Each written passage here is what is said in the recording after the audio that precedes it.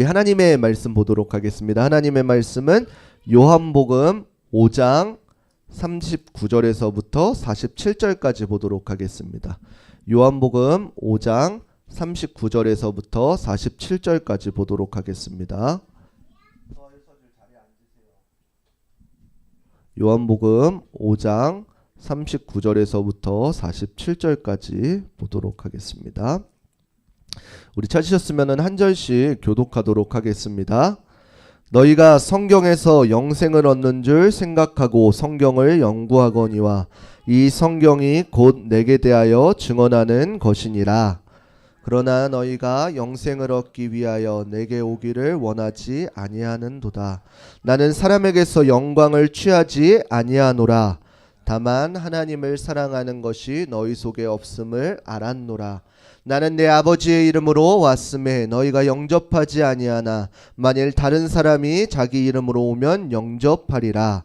너희가 서로 영광을 취하고 유일하신 하나님께로부터 오는 영광은 구하지 아니하니 어찌 나를 믿을 수 있느냐.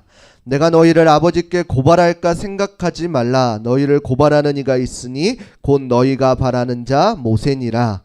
모세를 믿었더라면 또 나를 믿었으리니 이는 그가 내게 대하여 기록하였. 함께 읽겠습니다. 그러나 그의 글도 믿지 아니하거든 어찌 내 말을 믿겠느냐 하시니라. 아멘. 오늘 본문의 말씀을 가지고 내 눈의 콩깍지라는 주제로 함께 말씀을 나누도록 하겠습니다. 우리 옆사람과 인사하도록 하겠습니다. 사랑하고 축복합니다. 예, 너무나도 잘 오셨습니다. 특별히 우리 한 가지 더 인사합시다. 새해에도 하나님과 함께하는 한 해 되기를 축복합니다.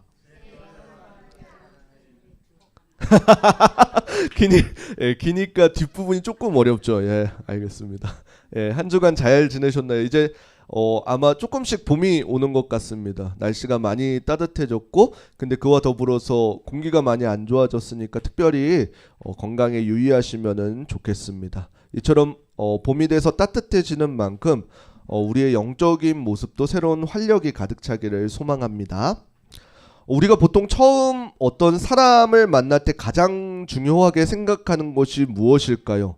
다들 아니라고는 하시지만 아무래도 제일 첫 번째로 아마 외모를 보게 되어질 것입니다. 그리고 그 만남이 이루어지면 이루어질수록 대화하면서 그렇게 첫인상이라는 것이 만들어지게 되어져 있습니다.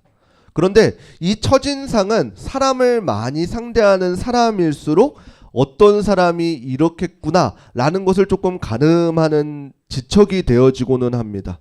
그리고 우리가 이 첫인상에 가장 신경을 쓰는 이유가 무엇이냐라고 하냐면은 어떠한 첫인상이 이렇게 각인이 되었다 보면은 그것을 바꾸는 데는 그의 몇 배로 더 부단한 노력이 필요하기 때문에 우리는 처음 만난다라고 하면은 조금 마음을 쓰고 신경을 쓰기 마련인 것입니다. 그런데 이것은 우리가 어떠한 사람을 사랑하는 사람에게도 만날 때도 마찬가지일 것입니다. 처음에는 이 사랑하는 사람의 단점들이 도무지 보이지 않습니다. 그런데 나중에 결혼하고 시간이 지나고 나다 보면 어떻게 되어지나요? 그 단점들이 보이게 되어지고 조금씩 눈에 띄게 되어진다라고 하는 것입니다. 그리고 그것을 뭐라고 하나요? 콩깍지라고 이렇게 이야기합니다.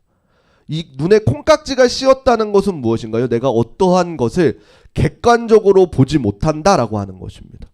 주변에서 아무렇게 많이 이야기를 해줘도 그 당시에는 어떠한가요? 내가 이 콩깍지가 씌게 되면은 제대로 볼 수 있는 눈이 생기지 않게 되어지는 것입니다.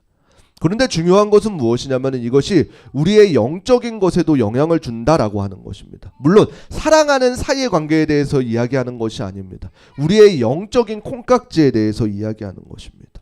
이 콩깍지는 영적인 콩깍지는 어떠한 육체의 콩깍지보다 오히려 더 진할 수도 있는 것입니다. 왜냐하면은 오죽하면은 이 신앙에 관한 싸움을 가지고 사람이 토의를 하게 되어지면 어떻게 되어지나요?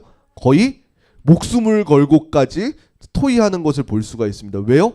이것은 자신의 신앙과도 직결되기 때문에, 믿음과도 직결되기 때문에 이 영적인 것에서는 우리가 더 콩깍지가 잘 씌이고 벗어지기가 쉽지 않다라고 하는 것입니다. 특별히 오늘 본문에서는 이제 예수님께서 많은 병자들을 고치시고 복음을 증거할 때 일어난 일의 본문입니다. 많은 무리들이 이제 예수님이 행하신 기적을 통해서 예수님이 어떠한 분이신지를 이제 알아가고 있습니다. 그런데 중요한 것은 무엇이냐면은 이러한 병고침 가운데에 예수님께서는 계속해서 그 병고침을 하시는데 안식일에조차도 그 병고침을 행하였다라고 하는 것입니다. 그리고 그것이 문제가 되어서 화두가 되어서 오늘 본문이 시작되게 되어지는 것입니다. 우리가 생각하기에는 안식일에 병 고치는 것이 도대체 우리와 무슨 상관이 있느냐라고 생각할 수도 있을 것입니다. 그런데 이 유대인들에게 있어서는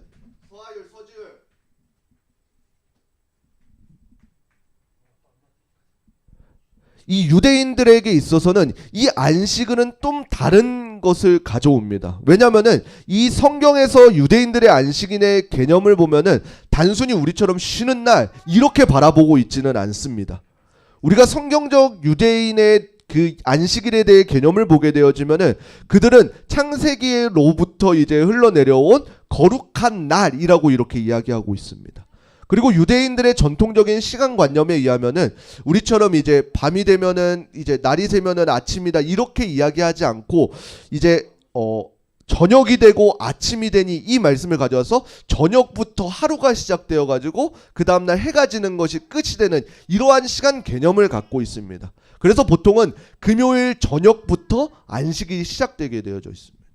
그래서 이 유대인들은 이 안식일에 대해서 얼마나 철저하냐면은 이제 금요일 아침 우리가 생각하는 금요일 아침 오전부터 이제 이 안식일을 보내기 위해서 모든 것을 준비합니다. 이제 그 안식일에 온전히 오죽하면은 전기조차도 사용하지 않을 정도로 시간을 온전히 하나님께 구별한다. 이게 물론 나중에는 변질되게 되었지만 구별한다라고 이렇게 신성시 여길 정도로 이 안식일을 중요하게 여기는 것입니다. 그리고 그 저녁에는 가족들이 온 가족이 모여서 초를 피고 같이 식사를 나누고 그리고 그 다음 날이 토요일 오전에는 어떻게 돼요? 다 같이 모여서 회당에서 예배드리는 이렇게 거룩하게 안식일을 보내는 것이 바로 유대인들의 안식일이었습니다. 그런데 이러한 상황 가운데에서 예수님께서 어떻게 돼요? 안식일에 병을 고치고 있고 성전에서 가르치시는 모습을 보니까 예수님과 마찰이 생길 수밖에 없었다라고 하는 것입니다. 더욱이 이제 예수님께 이 유대인들이 가가지고 왜 안식일에 일하십니까? 라고 이렇게 물었더니 예수님께서는 무엇이라고 이야기하시나요? 내 아버지께서 일하시니 나도 일한다 라고 이렇게 이야기하는 것입니다. 요한복음 5장 18절 말씀 우리 함께 읽어보도록 하겠습니다. 함께 읽겠습니다. 유대인들이 이로 말미암아 더욱 예수를 죽이고자 하니 이는 안식일을 범할 뿐만 아니라 하나님을 자기의 친아버지라 하여 자기를 하나님과 동등으로 삼으심이로라. 아멘. 이처럼 유대인들은 이로 인해서 어떻게 돼요? 더욱더 마음 가운데에 예수님을 어떻게 하면 죽일 수 있을까? 이것만을 생각하고 있는 것입니다. 그런데 이렇게 된 본질적인 이유가 무엇인가요? 단순히 예수님이 안식일에 병을 고치고 하나님의 아들이라고 해서 예수님을 죽이려고 했었을까요? 그 본질적인 이유는 사실 그렇지 않을 것입니다. 정말로 사실적인 이유는 무엇이었냐면은 결국 자신들의 어떠한 신앙적인 지위를 지키기 위함입니다. 왜냐하면은 예수님께서 성전을 정결케 하시고 병자들을 낫게 하시고 어떠한 수많은 기적들을 보이고 하나님의 말씀, 복음의 말씀을 선포하니까 어떻게 돼요? 그것을 들은 사람들이 예수님을 믿기로 작정하고 그리스도인들이 그때 많이 생겨나게 되었다라고 하는 것입니다. 그래서 많은 무리들이 예수님을 따르게 되었습니다. 그렇다 보니까 어떻게 되어졌나요?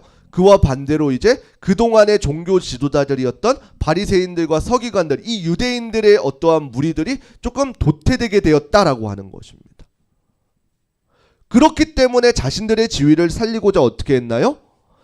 예수님을 더욱더 죽여야 되겠다라고 이렇게 생각하게 되어진 것입니다. 그런데 예수님께서는 어떻게 하셨나요? 그런 그들에게조차도 자신은 하나님의 아들로서 육신의 몸을 입고 오셨다는 것을 계속해서 이야기해 주고 계시는 것입니다. 그리고 이러한 것에 대한 증거로서 여러 가지를 이야기하시면서 어떻게 하시나요? 내가 나를 이렇게 대변하는 것이 아니라 나를 위하여 보낸 자가 있다라고 이렇게 이야기하시면서 그 바로 앞전에 보냄을 받은 세례 요한을 이야기하고 있는 것입니다. 왜 세례 요한을 이야기하냐면은 당시에 어떠한 한 시대를 풍미하였던 요한이 자신의 사명에 대해서 분명히 알고 있었기 때문입니다. 내가 사람들이 온 예루살렘의 사람들이 자신에게 와서 세례를 받았지만 자신을 높인 것이 아니라 나 다음에 오실 분이 계시다. 그리고 예수님께서 지나가실 때에는 저기 보아라, 저기 어린 양이 지나가고 있다 라고 할 만큼 자신의 사명을 분명히 알았던 그 세례 요한을 통해서도 증거되었다라고 이렇게 이야기하고 있는 것입니다. 요한복음 5장 35절 말씀 우리 함께 읽어보겠습니다. 함께 읽겠습니다. 요한은 켜서 비추이는 등불이라 너희가 한때 그 빛에 즐거이 있기를 원하였거니와. 아멘. 그래서 이 유대인들조차도 처음에는 어떻게 됐어요? 처음에는 그것을 거절하고 싶었지만 많은 사람들이 그 세례 요한에게 이제 세례를 받게 되어지니까 자신들조차도 어떻게 돼요? 그 세례 요한에게 나아가서 이제는 그 묵시를 깨고 300년 만에 400년 만에 예수님 그 하나님의 선지자 하나님의 말씀을 증거하는 사람이 왔구나 라고 해서 자신들도 가서 그 빛에 즐거이 동참하였다라고 하였다는 것입니다. 그런데 그 마음에 정말로 중요했던 것은 무엇인가요? 결국에는 그들이 해야 됐던 일, 하나님의 말씀을 그들이 즐거이 묵상하고 그 말씀을 연구하고 말씀을 전해야 되는 일들에 대해서 무언가가 잘못되었다라고 하는 것입니다. 이 유대인들에게 있어서 성경은 굉장히 특별합니다. 부모로부터 전해져 내려왔던 그들의 정체성과도 같습니다. 왜요? 그들은 하나님께서 우리를 택하였다라고 하는 이 선민사상이 그들의 온전한 정체성과도 같았기 때문입니다. 아무것도 아닌 것 같은 유목민족인 자신들, 이스라엘 백성들 가운데 찾아오셔서 하나님이 되어주시고 그들을 통해서 하나의 민족을 이루어주셨습니다. 그리고 그들을 통해서 하나님의 백성의 선봉장으로 세워주셨던 그 하나님이 유대인들에게는 당연히 자부심이 되어질 수밖에 없었다라고 하는 것입니다. 그리고 그 하나님께서 주신 것이 무엇인가요?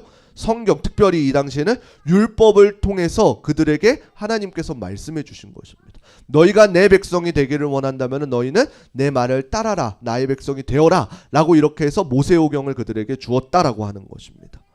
그리고 그들은 그것을 성경을 연구하여서 그들과 함께하였던 하나님이 어떠한 하나님인지, 그리고 그 하나님과 함께하는 백성들이 어떠한 삶을 살아야 되는지를 분명히 외치면서 살아가는 삶의 여정들이었습니다. 그런데 하나님께서 보시기에 정말로 그들 가운데 중요했던 것은 무엇인가요? 요한복음 5장 39절 말씀 우리 함께 읽어보겠습니다. 함께 읽겠습니다. 너희가 성경에서 영생을 얻는 줄 생각하고 성경을 연구하거니와 이 성경이 곧 내게 대하여 증언하는 것이니라. 아멘. 그 유대인들이 성경을 연구하면서 영생을 얻기 위해서 성경을 연구하지만 정말로 그 성경이 이야기하고 싶어하는 것은 영생에 관한 이야기가 아니다라고 하는 것입니다. 그럼 무엇에 관해서 이야기하고 있는 것인가요? 바로 예수님에 관해서 이야기하고 있는 것입니다. 영생을 가지고 영생을 주러 오신 그 예수님의 이야기를 하기 위해서 오신 것입니다. 그래서 우리는 성경을 통해서 무엇을 발견해야 되는 것인가요?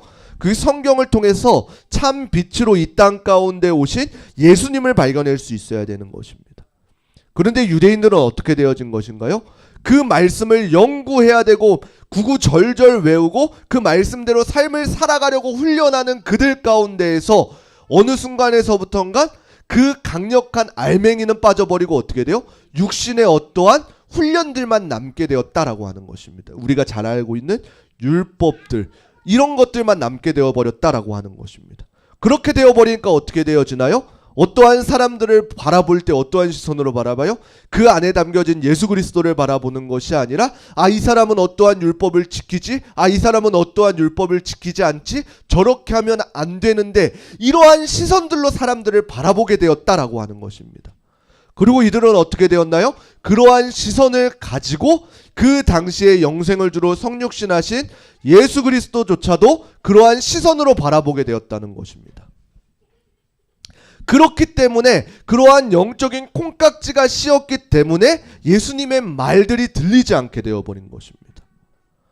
그리고 그들이 영적인 콩깍지가 씌인 이유에 대해서도 분명히 성경은 이야기하고 있습니다. 요한복음 5장 42절 말씀 우리 함께 읽어보겠습니다. 함께 읽겠습니다. 다만 하나님을 사랑하는 것이 너희 속에 없음을 알았노라. 아멘. 그들이 정말로 콩깍지가 씌인 이유는 무엇인가요? 하나님을 사랑하는 것이 그들 마음 가운데 없었기 때문에 그들은 성경에서 그렇게 이야기하고 있는 예수님을 발견할 수 없게 되어진 것입니다. 왜요?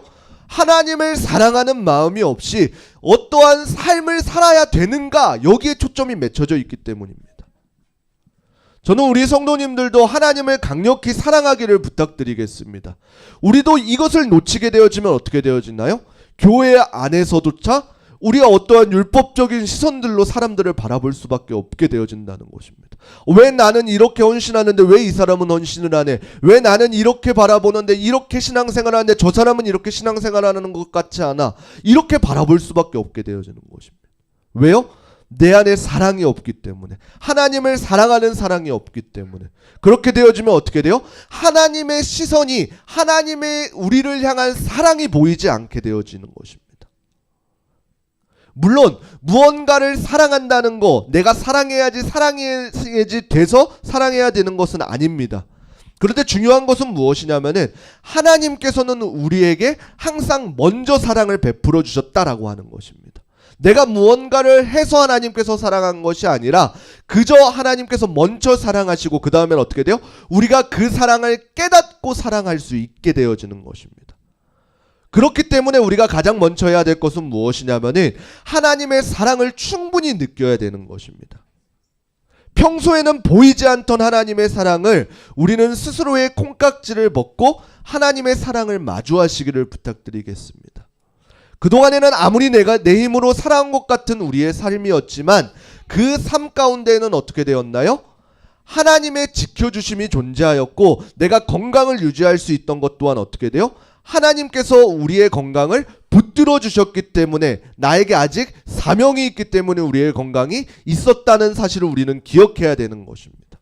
우리가 그동안 너무나도 당연하게 여겼던 것 같지만 이 모든 자연 만물들이 사실은 하나님께서 우리에게 말씀하시는 사랑의 고백이었음을 우리는 기억해야 되는 것입니다. 이렇게 될 때에 우리는 사람에게 영광을 구하는 것이 아니라 하나님께 영광을 구하게 될 것입니다. 그리고 이 사랑을 비로소 우리가 느껴질 때에 하나님을 사랑할 수 있게 되어지는 것입니다. 하나님을 사랑하게 되어지면 어떻게 되어지나요? 하나님께서 하신 하나님의 말씀이 들려지게 되어질 것입니다. 그리고 그 말씀인 성경을 통해 우리에게 하시는 말씀이 무엇인지를 보게 되어질 것입니다. 저는 우리 흐르는 교회 성도님들이 하나님의 사랑을 경험한 자들이 되었으면 좋겠습니다. 어떠한 자신의 경험과 자신의 삶으로 이야기하는 콩깍지의 고백이 아니라 하나님의 사랑을 충분히 경험하고 하나님의 사랑을 흘려보내는 언어들로 가득한 우리 흐르는 교회가 되기를 소망합니다. 그리고 그때 비로소 우리는 하나님의 사랑을 발견하게 되어질 것이고 예수님을 만나게 되어질 것입니다. 그토록 그들에게 남아있던 자부심이었던 어떠한 모세의 고백, 그리고 그 모세오경 또한 예수님을 예표하고 있음을 우리는 이제는 기억해야 될 것입니다. 구약의 수많은 선지자들이 하나님의 마음을 애통하는 심정으로 토해냈었고 예수님 시대에서도 예수님께서도 마찬가지로 제자들과 함께 하나님의 사랑을 강력하게 외쳤습니다. 그리고 오늘날 많은 성도님들 또한 어떻게 돼야 되는 것인가요? 예수님의 복음을 들고 전해야 되는 것입니다. 이러한 애끓는 심령들이 보이기 위해서는 어떻게 돼야 되는 건가요? 하나님의 사랑을 우리가 가장 먼저 경험하고 우리가 하나님의 사랑을 보여야 되는 것입니다. 누구에게나 고집이라는 것이 있습니다. 그리고 이것은 자신이 그동안 이뤄온 것이 많으면 많을수록 이 고집이란 탑은 높고 답니다. 그러나 이 고집의 탑이 높을수록 우리는 하나님의 뜻을 발견하기가 어렵습니다. 그리고 그 탑이 무너질 때에 비로소 우리는 사람의 영광이 아니라 하나님께로부터 오는 영광을 구하게 될 것이고 하나님의 사랑을 발견하게 되어질 것입니다. 그리고 그 사랑 안에서 우리는 내가 어느 곳에 있든지 나와 함께 하셨던 사랑의 하나님을 발견하게 되어질 것입니다. 그동안 내가 쌓아왔던 나의 탑을 무너뜨리고 그 안에 참된 사랑으로 오신 예수 그리스도를 경험할 수 있는 우리 흐르는 교회 성도님들이 되시기를 주님의 이름으로 축원합니다. 그리고 그때에 하나님을 만나고 그리고 그때 하나님을 경험하여서 나 혼자만 누리는 것이 아니라 세상 가운데 흘려보내줄 수 있고 전해줄 수 있는 우리 성도님들이 되시기를 주님의 이름으로 축원합니다.